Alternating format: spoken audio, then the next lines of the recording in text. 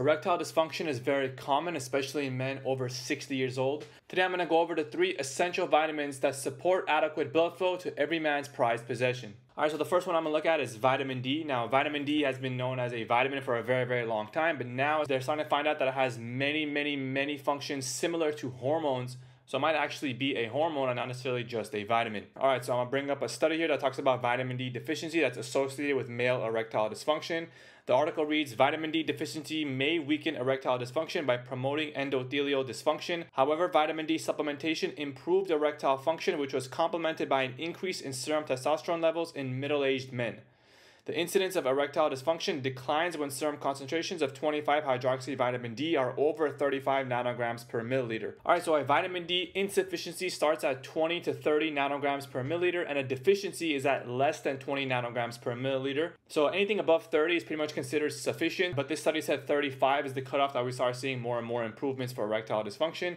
And a lot of new studies have actually been showing that vitamin D at the optimal range is actually between 60 and 80 nanograms per milliliter. A lot of new studies are coming out showing that this is the better range. So vitamin D levels may be more optimal in that higher range, and the safe range is between 30 and 100 nanograms per milliliter. So even though 60 nanograms per milliliter is double 30 nanograms per milliliter, it's still within the safe range without having any toxicity or anything like that. Now the second vitamin I want to go over is vitamin B3, which is also known as niacin. So this is another vitamin that can help with erectile dysfunction. Niacin is mostly used for high cholesterol by lowering cholesterol levels, the LDL, lowering triglycerides, total cholesterol, and increasing HDL, which is your good cholesterol. So this is basically able to reduce the amount of calcification and improve blood flow. That's how it may be contributing to its erectile dysfunction properties. So if you have high cholesterol, that means you have less blood flow to the body and then less blood flow to the penis. So we have a study here titled Effects of Niacin on Erectile Function in Men Suffering Erectile Dysfunction and Dyslipidemia. The study showed that when patients were stratified according to the baseline severity of erectile dysfunction,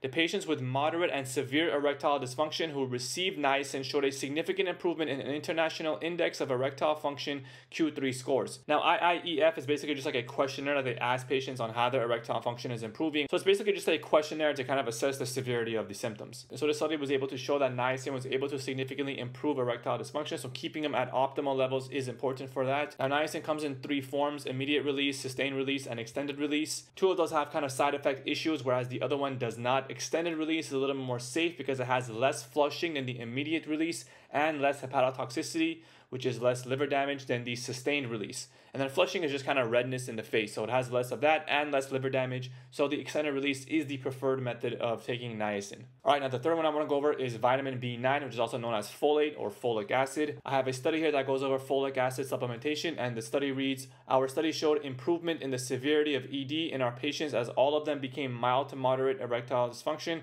after folic acid administration. So basically all the patients claimed that their erectile dysfunction improved after supplementing with folic acid. Now the study also showed that homocysteine levels were also reduced, and homocysteine levels have been contributing to cardiovascular disease, and folic acid has been shown to reduce homocysteine levels along with vitamin B12. So reducing this homocysteine is going to improve blood flow and reduce cardiovascular risk. And erectile dysfunction and cardiovascular risk, as you've seen in the trend from all the studies that I've showed you, they have a very direct correlation. Erectile dysfunction and cardiovascular disease, they have problems together because of the reduced blood flow. Now here's a bonus vitamin that I want to go over, vitamin C. Now vitamin C has been able to show that it can increase blood flow. So it's possible that it can improve erectile dysfunction symptoms based on its ability to improve blood flow. And to the point of the increased blood flow, this study here has evidence that vitamin C is involved in the release of nitric oxide. Now nitric oxide is generally viewed as the main agent that's responsible for relaxing the soft tissue in the penis, allowing increased blood flow, and then having an erection. So theoretically, if we can improve blood flow with vitamin C by increasing nitric oxide, we can improve erectile dysfunction symptoms. But again, there's no actual studies on vitamin C that it does do this. It's just kind of scientifically based off of its mechanism. It's plausible that it can do this. So just to recap, the 3 vitamins that we want to keep in the optimal range to reduce erectile dysfunction symptoms or occurrence is vitamin D, vitamin B3, also known as niacin, and vitamin B9, also known as folic acid. And then the bonus vitamin I went over was vitamin C. And I'll have many more videos on vitamins and minerals and all their functions and all the different benefits. But that's all I have for this video. Thank you so much for watching, and I'll see you next time.